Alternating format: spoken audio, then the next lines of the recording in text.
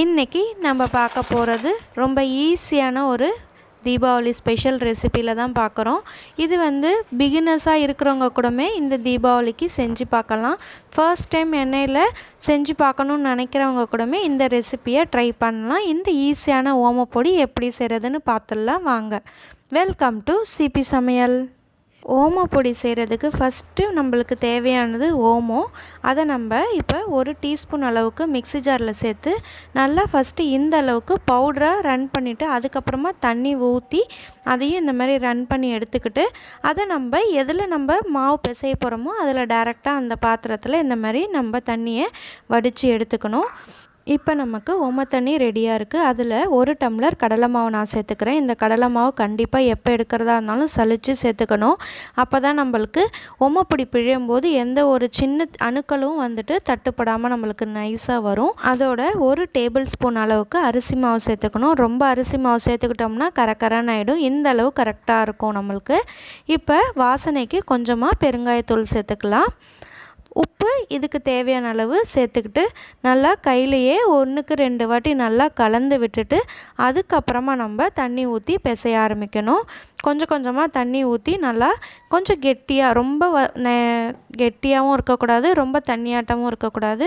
சப்பாத்தி மாவு பிசைகிற ஸ்டேஜில் நம்ம நல்லா பிசைஞ்சு இந்த மாதிரி நல்லா ரெடி பண்ணி எடுத்துக்கணும். முறுக்கச்சில் எண்ணெய் தடவி வச்சுருக்கேன் நான். உள்ளேயும் எண்ணெய் தடவி இருக்கேன். அச்சு சேர்த்துருக்கேன் நான். ஓமப்பொடி அச்சு சேர்த்துருக்கேன்.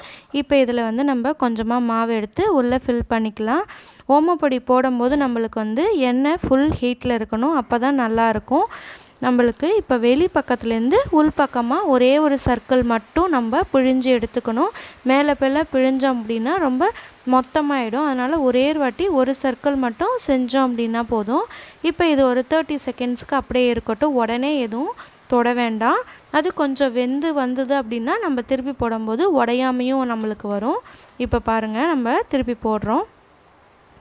இது நம்மளுக்கு எண்ணெயோட சத்தம் அடங்கினதுக்கு அப்புறமா நம்ம இதை எடுத்துடலாம்.